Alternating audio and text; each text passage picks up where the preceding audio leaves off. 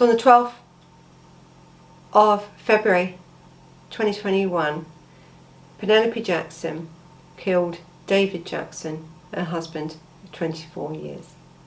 And so this is the outline, really, the timeline of that evening, before we really get into this case.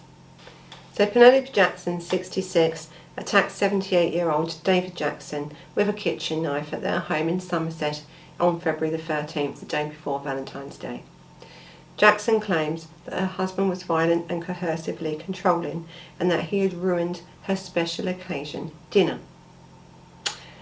So on the 29th of April 2021, at Bristol Crown Court, she was sentenced to life in prison for the murder and was sentenced to a minimum of 18 years in prison. Jurors found her guilty by an 11, I think, or 10 to 2 verdict. Almost 11 hours of deliberation took place before that verdict came in. So Penelope, this was Penelope's fourth husband, actually, 3 times, and she stabbed him 3 times with a kitchen knife at her home in Somerset.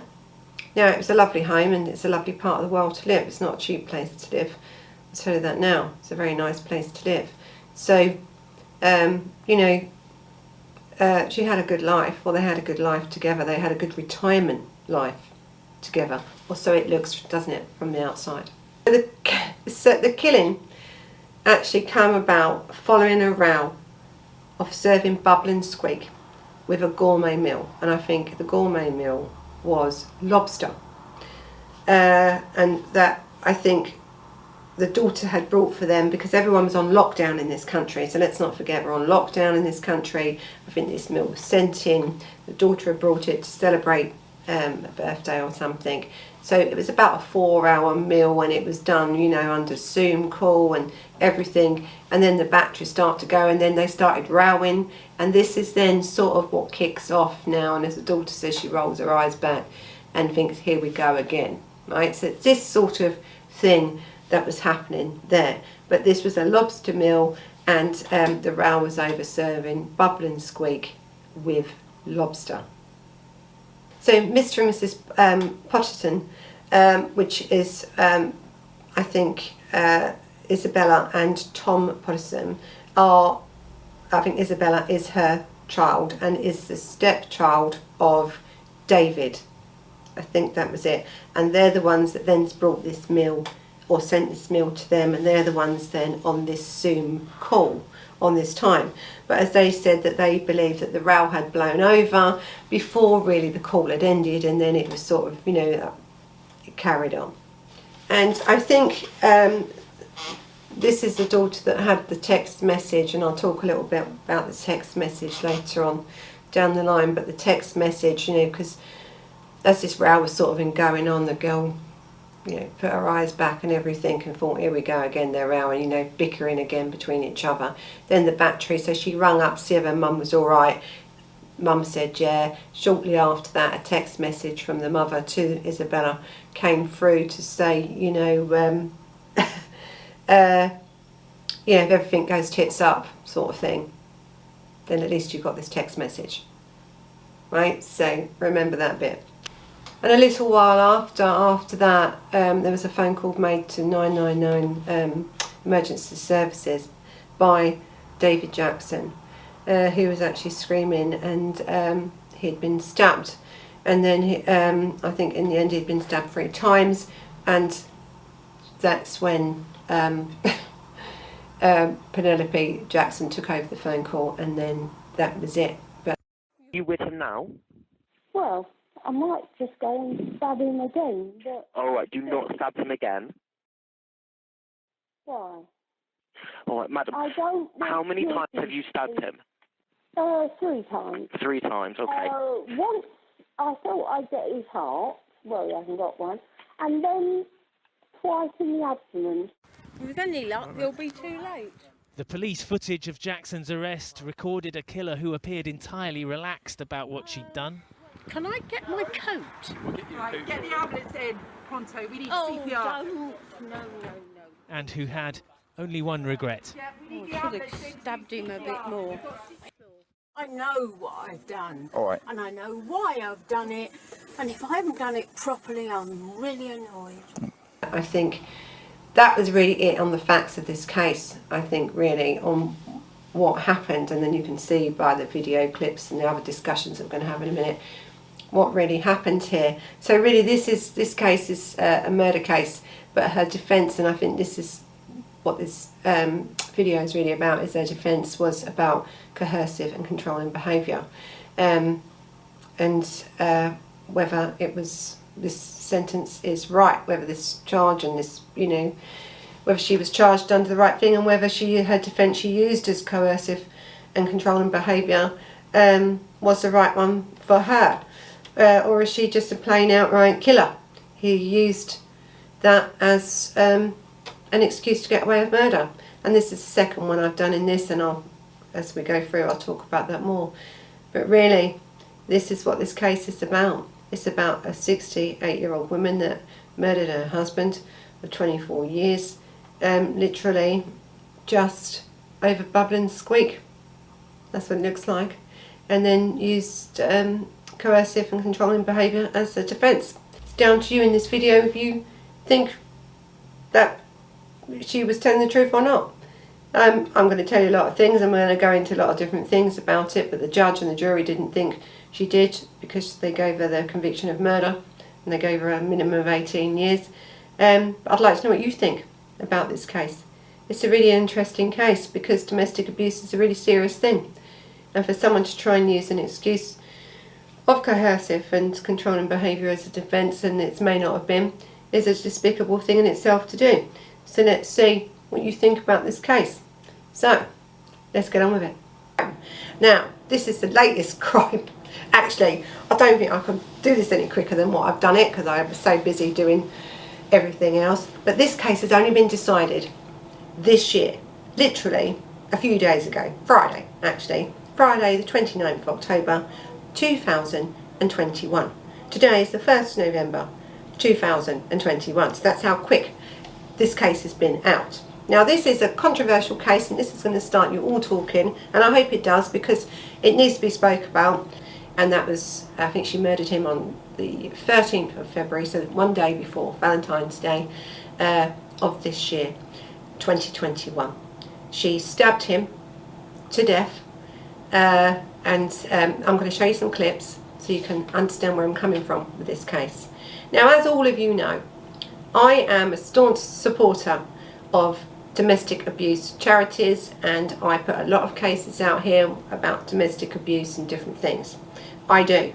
And I've also done cases which are going to come up in this video, and the one, I think the latest one I done was on Sally Callan, sorry. I think that was a 2019 case. Same thing, coercive behaviour. This is because this new law coming in 2015, and we'll go over that because there's been a few updates as well on that. The other case that's going to come back into the light in this case is the Alla Wallier case. You know, the woman who set her husband on fire. So that these cases are they need to be told or used in this case again. So if you haven't seen these cases, watch them because they're very, very interesting. But this case today is the case of Penelope Jackson. Was it murder? Callous murder? Or did she really suffer from this coercive, you know, controlling behaviour from her husband? So let's see, because the court didn't believe her. Let's see if you do. I'd like you to say what you feel about this case and the other cases that we've brought up when it comes to this coercive and controlling behaviour defence. Remember, it's a defence now, this.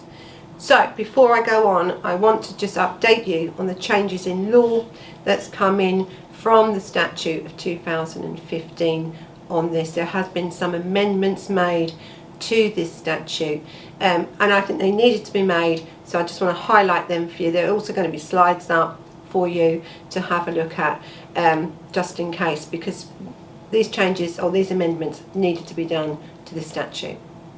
So on the 1st of March 2021, the Minister for Safeguarding, Victoria Atkins MP, announced the government would amend Section 76 of the Serious Crimes Act 2015, and this was through the Domestic Abuse Bill then.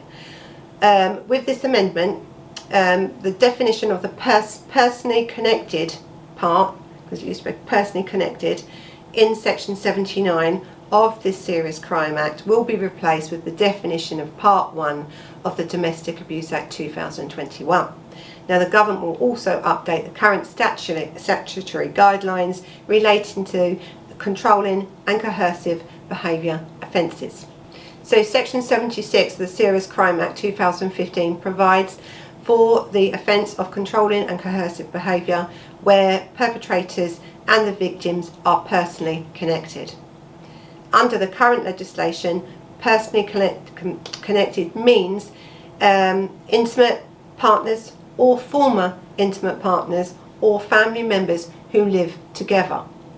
The amendment to the legislation removes the cohabitation requirement, ensuring that post-separation abuse and formal domestic abuse is provided for when the victim and the perpetrator do not live together. Controlling and coercive behaviour is an insidious form of domestic abuse, and its government is committed, they're saying, to ensuring that all victims are protected. It said they recognise that coercive and controlling behaviour may escalate following the separation. This is what we found when it comes to domestic abuse. It's very dangerous when you leave. They get pissed off, right? So this has had to be changed, and that members of the victim's extended family may be involved in control or coercion. So what they're saying is in Section 76 is you no longer have to reside in the same property or household, because many domestic abuse cases are bad, but they get even worse when the victim tries to leave. So this now makes it more easier to prosecute under this, even if the person isn't living in the same property with you, you've separated, and they are still using intimidation or anything else, trying to control or coerce you in any way. So it does help, right? It does help, and it sort of broke down, and I think it's always this intimate thing, you know, so it sort of brings in lots of extra ways that this sort of behaviour can be stopped. So this is a good thing, and I wanted to highlight this before we go into the case of coercive and controlling behaviour with this Penelope Jackson's case. Okay, now Penelope Jackson, 66, attacked 78-year-old David Jackson, her husband, with a kitchen knife in their home in Somerset in February, 13th of February 2021. Jackson claimed, or Penelope Jackson claimed, that her husband was violent and coercively controlling, and that he had ruined her special occasion by belittling her. This is why she says she's killed him. Now Penelope, she stabbed David 4 times, or was it 3 times? Anyway, she stabbed him once through the heart, or she wanted to get through the heart, but then as she said, you know, she didn't think he had a heart. Anyway, you're going to see a clip in a minute which shows you straight after, actually it shows you the phone call that she made to, or David made first, when she had stabbed him the first time, that he rang, you know, really in a lot of pain and was seriously ill, dying at this point, when he rang the emergency services. Penelope then took the phone off him and got on the phone and started to have a conversation with the 999 call handler, and you'll see this, and it's really relevant, really, I think, when you see, one, you could say it was her state of mind. There's a lot of things you could say about this phone call, you know, people are going to say, oh, but she was mad because she sounded mad, and people normal don't do that. Well, you know, people normal do it. They do murder. And it isn't always about coercive control or this behaviour or domestic abuse. Some people just lose their shit and kill people. They really do. And Penelope was well known to love her white wine and everything else. And I think, as you can, if you really look at this video, and I'm going to show it to you now before we actually carry on so you can actually see what I'm talking about with this woman, is that she was asked a question. Well, she wasn't actually asked a question, she just blurted everything out, but she looked to me like she was a little bit intoxicated, which she probably was, because it was well known this dinner was 4 hours long, and it was assumed cool by the daughter and who had sent a meal around, because we're in lockdown at this time, you know, in the UK. So a lot of people are going to blame this crime on lockdown, a lot of people are going to blame this crime on coercive behaviour, and a lot of people are just going to blame this crime on this woman not being mentally stable at this point. And these were a lot of the things that were put to the judge and the jury at this trial, and none of them worked out in her favour. But anyway, as you see by this, you know, shocking really display after she had just murdered this man, she sort of says, you know, I've stabbed him and I should have stabbed him again and all this sort of thing. And then she pauses for quite a long while as she's thinking what to say, and then she says, watch it when she pauses. So she's given all this spiel, and I did it because he was nasty. He was nasty. I stabbed him once because he's a...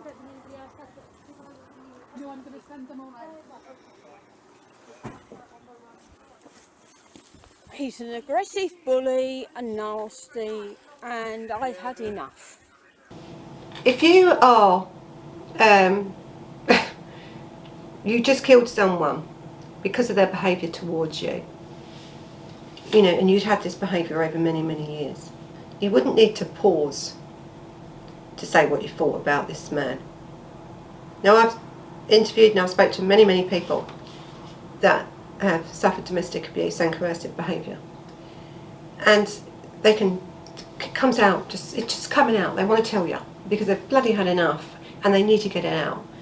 Now this woman's just murdered someone, and right from the off she's thinking of an excuse to use, right? She really is, and I think it's in them split seconds of when she's on this camera, you know, and it's a police cam, that she was on body cam.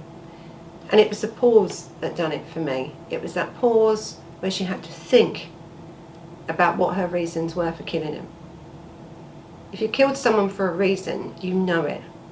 Because you know it before you've done it. You absolutely know it before you've done it. There was another issue as well. And her daughter had said, and I think her daughter, and I think it was the daughter of her daughter, and she was brought up by David, but it wasn't his child, but he brought her up from young. Now she was the one on the phone at that point, you know, on this Zoom call, and they was eating this meal, which was lobster, by the way, and it was about a 4-hour Zoom call. The battery was going a bit low, this, that and the other, and there was some issue over bubble and squeak. Now bubble and squeak is what we call leftovers, really. You fry it up and it's bubbling and squeak. And there was an issue over, because she was going to serve this and it wasn't right to go with the meal. So this whole row, this whole stuff was over nothing. I mean, to be murdered over bubble and squeak, you know, you're telling, you know, it's telling something, isn't it, really? Let's get back to the daughter. So the daughter said, you know, the Zoom call sort of ended, there was a sort of a row start and you could see it brewing, but it was normal for them to bicker. It was normal. That was just normal. So the daughter rolled her eyes and thought, here we go again, this is happening again. A little while after that, she texted the mum, you know, you all right, everything all right? And she said, yes, everything's fine. I'm fine. You know, what was she doing? What was going on in this property? All right, we can say about lockdown, right? We can say this woman, she's been married to this man, it's her 4th husband she's been married to, so she understood about divorce, right? She hasn't got that excuse. She understood about divorce. She'd been married 3 times. She'd been with him like 24 years. He was 70 odd. You know, she was 60 odd. You know, you're talking about a couple here that have a life. They live in a very nice part of England, not too bad off. You know, they had a bit of money. He would have had a good retirement fund and things. She was an ex-accountant, I think, or an administrator or whatever she was. But, you know, these were not, they're not poverty risen. There wasn't anything really to argue about. If you're having lobster for your tea, and your only issue is whether you're rowing over whether to put bubble and squeak with it. You know, there's some issues here with this case. There really is. So this is, I know it seems like I'm just talking about nothing, but I'm really trying to make you understand here that this man was murdered for no reason at all. Now, you can hear what we say, and I've said this with the Analysed case, where you have this slow burn, right? Slow burn, we talked about it before. And that's where, with Analysed, she took the abuse and everything and hadn't gone to the doctors, she hadn't had medical stuff and everything, but she took abuse for about 10 years. Now, that's normal for people not to report abuse. People say, oh, why don't they report it? You know, why don't they? It's normal that people who are suffering domestic abuse do not report it. And Analysed was one of them. Plus, English wasn't her first language, her culture was different, it was an arranged marriage, this, that and the other. But even with Analysed, he was leaving her. He'd had enough. He was leaving her. And in her mind, she took this abuse for 10 years. He was leaving her for somebody else. And she set him alight. She went and got the petrol 2 days before, so it was thought about, but she still got off. You know, she was charged with murder, convicted of murder, and then allowed out after a few years on manslaughter. That's what happened to her, right? So I understand when we're talking about domestic abuse cases that they're not always straightforward. You know, that case is still controversial to this day, and if you want to see the whole case on Analysed, she's on here, I put a slide up about it. Then we have the Sally Callan case. Now, this was a 2019 case, and this is the first case actually that was held for the defence of coercive behaviour. And she murdered her husband, and she had been married to the one husband for over 30 years. They had divorced. He was in his £1 million property, and she was round the corner in quite an expensive property herself. But he had said to her, let's get back together. And then she thought he was having an affair on the side, texting someone on the side. So she went out, she turned up at his house, I was going to have breakfast. She bashed his head in. But once he was dead, you see, with her, she shoved a tea towel down his throat. Now that kill is telling you something, isn't it? And then she wrapped the body up in an old pair of curtains or a carpet and put a note on top, love you. Went home to her own house, lived a normal life till the next day, then decided I'm going to kill myself, and then she gave herself up. But she got off with, you know, coercive control and this behaviour and stuff for the years that she had endured from this man.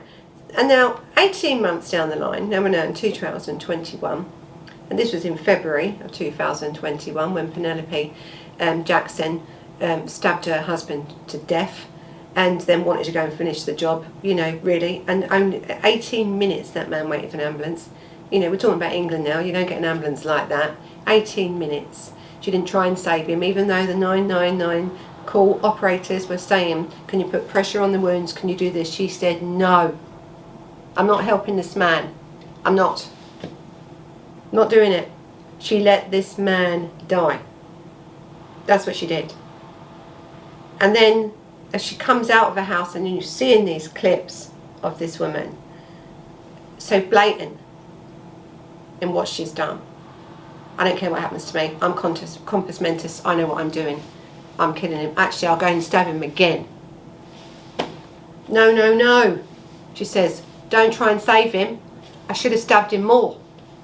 So yes, I can understand from all that and from her behaviour and everything that she said that there could have been coercive control in this relationship. There could have been. But my argument is with this case, and it is an argument really, and let's say it's a legal argument, shall we say, or, you know, an argument that this woman knew what she was doing. This woman knew how to get a divorce because she'd already got divorces before.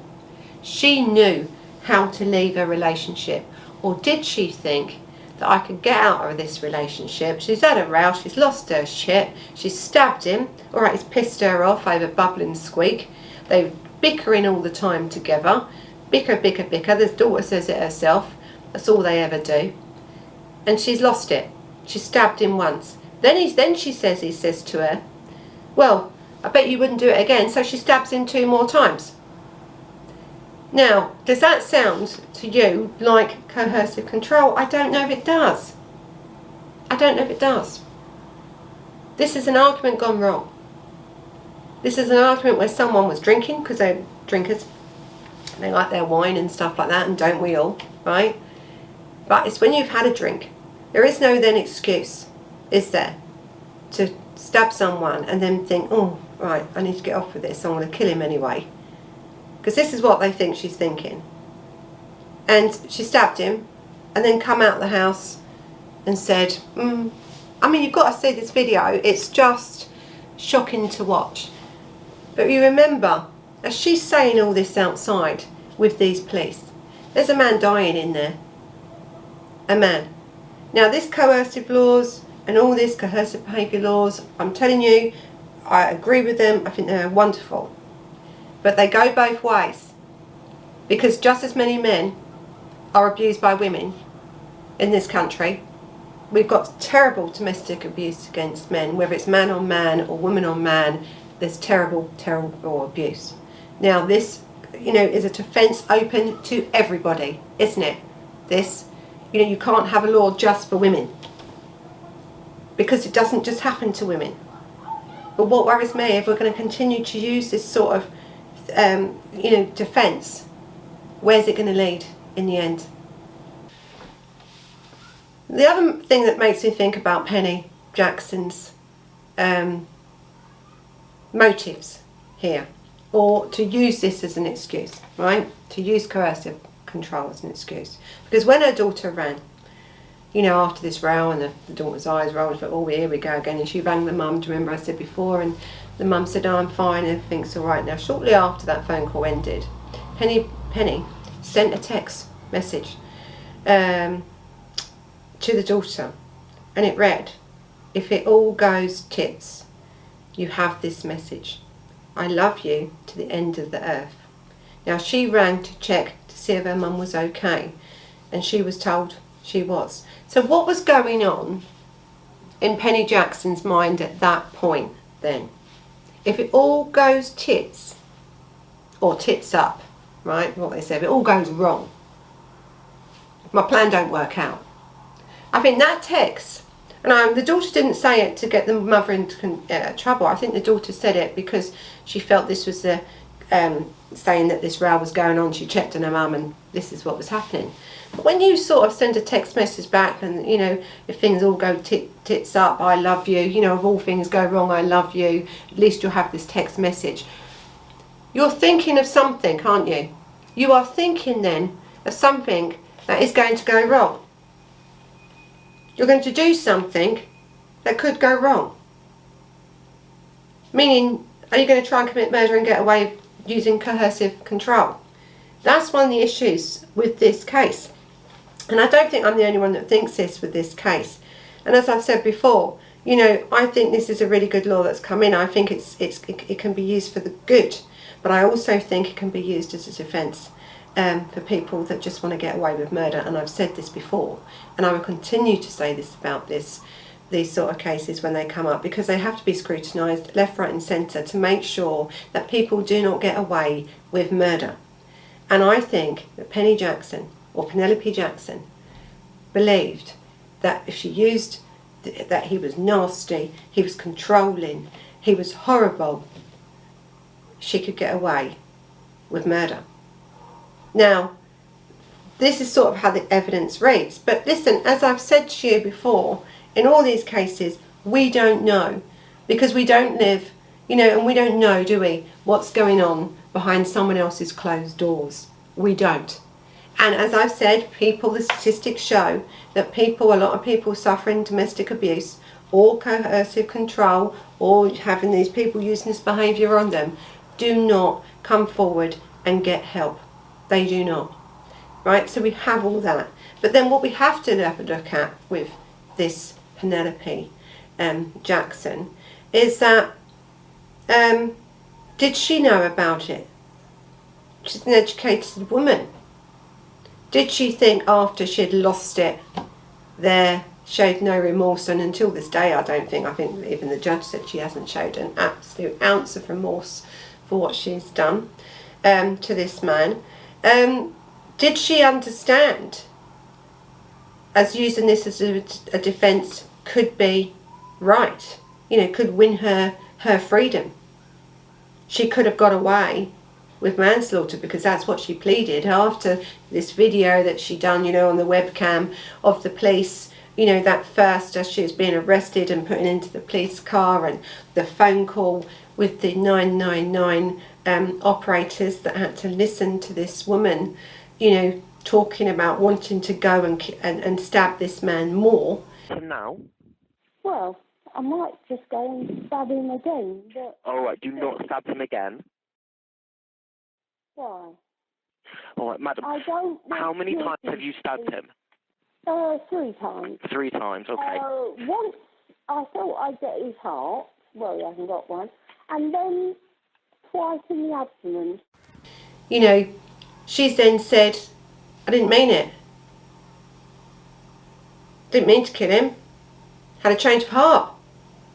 The minute you're arrested, you're in there, that's it, mate. You're in because you've just took a man's life, a 78-year-old man's life. You've just took him. And now you're saying, oh, sorry, I didn't mean to do that. I'm going to plead manslaughter. I'm not going to say I murdered him. There was no intent. Well, wasn't there intent?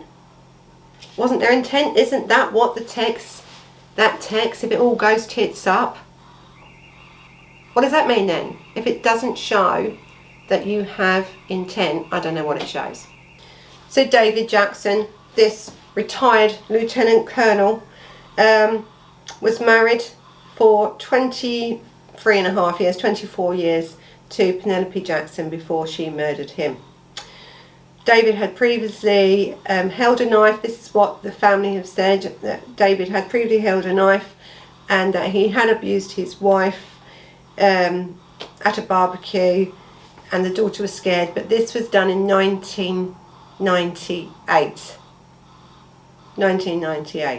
Now listen, we don't know, and as I said to you, we don't know. We don't know. There was other incidents. I think the police were called to the house on one other occasion because there was row over the remote control. Whether to turn the telly up, to what to watch on the telly. Listen, and I think the judge has said it in this case. You have a man and a woman that's been married for a long time. Now, I don't know about you, but I've been married nearly 40 years. And I can tell you, me and my husband row, of course we do. And sometimes we even row over what's on the telly, because he wants to watch the football and I want to watch something else. That's it. Or I'll come in and say, oh, I wanted to watch that, but you're watching that. You bicker, don't you? Because we're human. You've been with these people for many, many years. Of course they get on your bloody nerves. Of course they do. That's marriage. That is what marriage is. And I think this is what the judge in this case was trying to say. You don't have to kill someone because you're pissed off with them. You can leave. You can divorce, you can leave. If you don't want to live with them, that's it. Don't live with them. But bickering and a little bit of an argument and everything else is probably normal in any normal, healthy relationship. It really is. Now listen, I always say to my kids, because we've always had a dinner table, and I've always liked my kids to sit around the dinner table, because that's usually the only time really when we've had enough time to sit and talk to them, these kids, because we have lives and do other things, and so I love it. And when my kids were young, God, they used to kill each other at this dinner table. But it's a form of communication, isn't it? It's a form of communication. They're rowing over something, they're talking over something, we're discussing what's happened in the week, in the day. This is what happens. Now this dinner that these pair were having, that had been married 20 odd years, they're old, they're set in their ways. She was, and I'll go into her in a little bit about what she was meant to be like. It's normal, isn't it? The daughter said it's normal. It was normal for them. They were always bickering. She rolled her eyes. Well, here we go again. It's normal. So what changed on that night? It couldn't have been just dishing up bubble and squeak. Something else there. But they was known to have a drink, and she was certainly known, as I've said before, to like her white wine. Now, you know, the minute you start to row and you add then alcohol or anything else into the mix, things can get messy. And I think this is maybe what's happened here, right? So maybe no, she didn't sit there and think, go out of her way, if you want to give her that, to murder him. But I think this text message showed that there was some intent to do something that night. So anyway, let's have a look at this clip and then we'll go into about Penelope Jackson. Hey madam, do you want to just step outside for me a minute? Can you come outside? Yes. Thank you. He's on the kitchen floor. Okay, at this moment in time, okay, if you just listen to my colleague, under arrest suspicion of attempt murder, mate. I stabbed him once because he's a...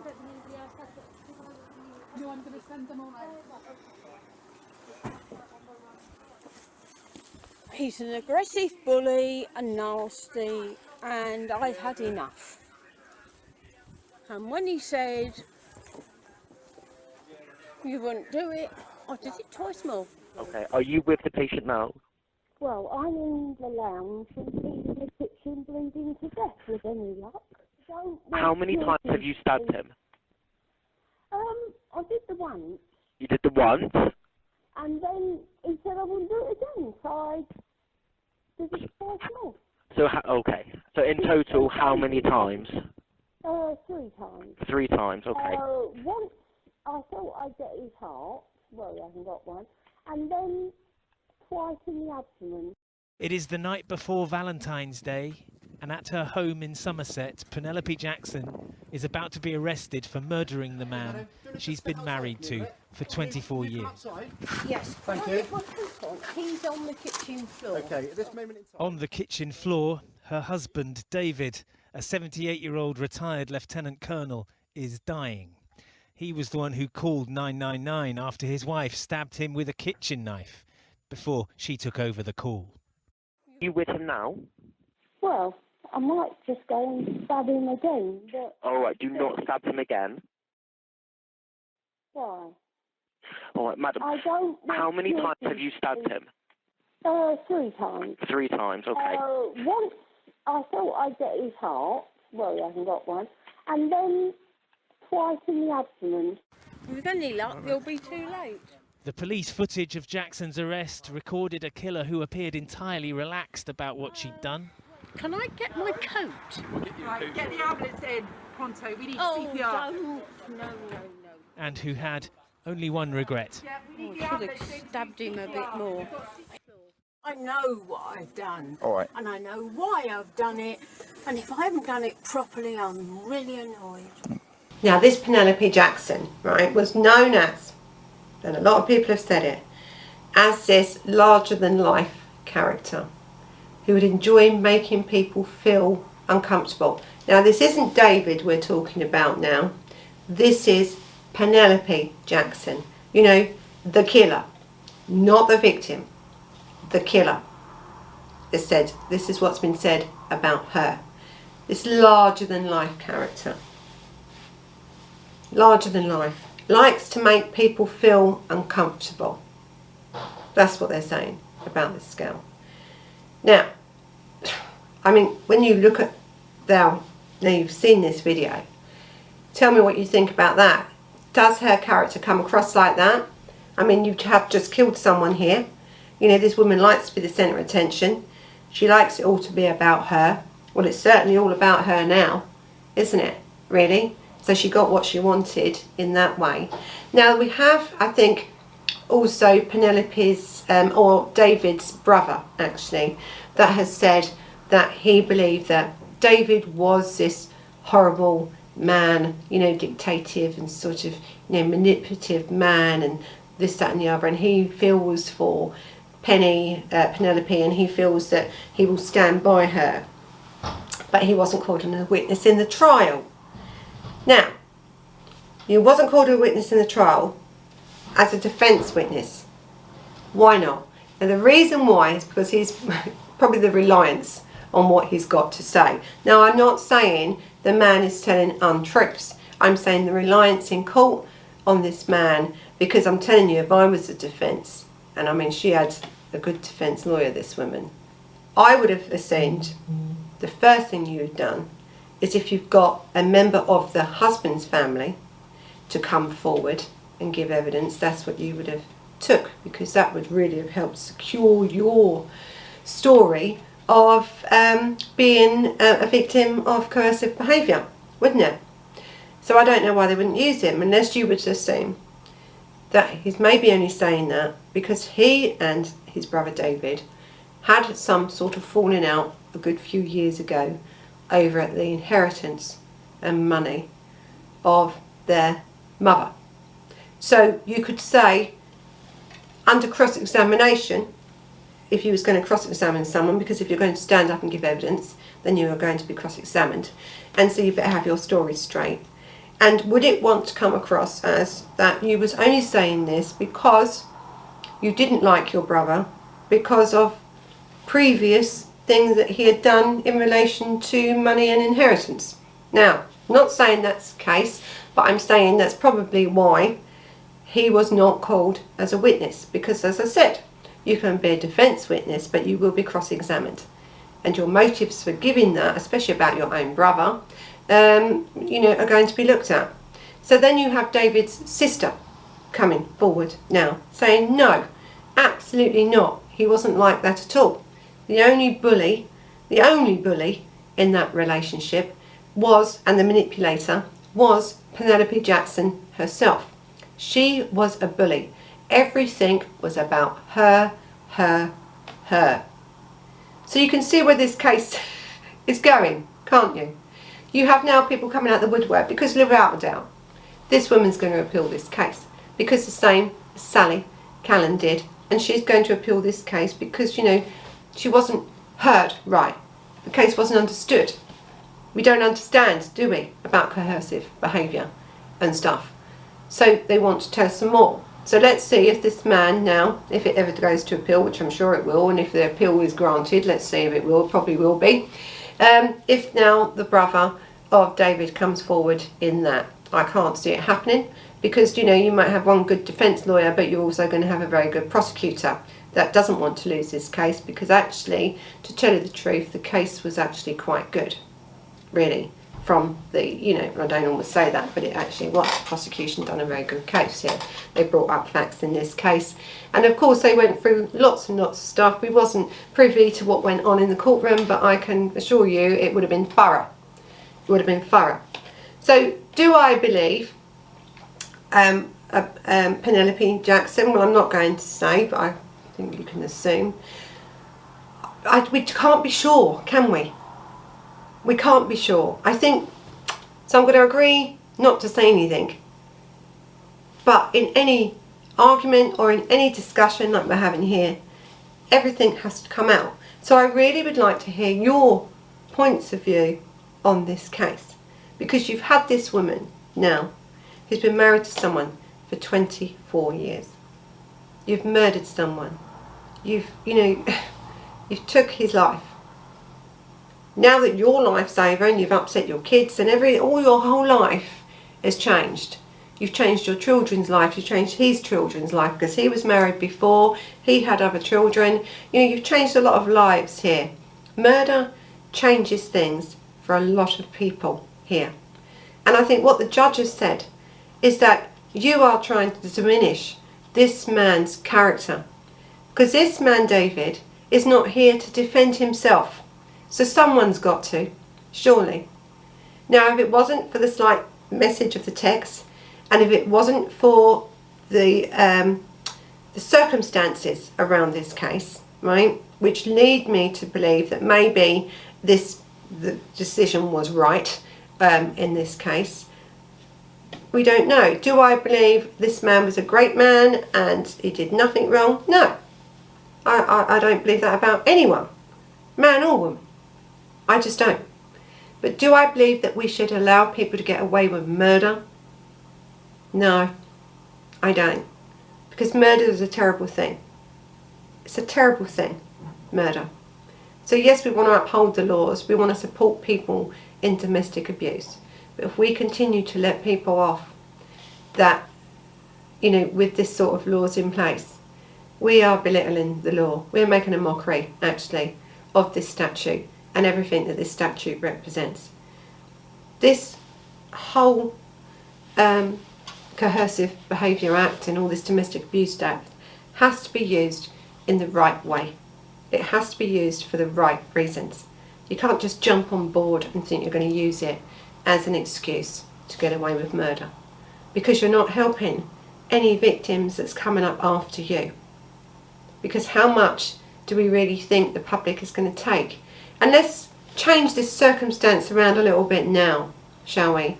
And if we think, okay, we have a man now that's saying that he has been, you know, coerced into doing something, this behaviour, this abuse, this, you know, domestic abuse against him. So he picks up a knife and he stabs the woman.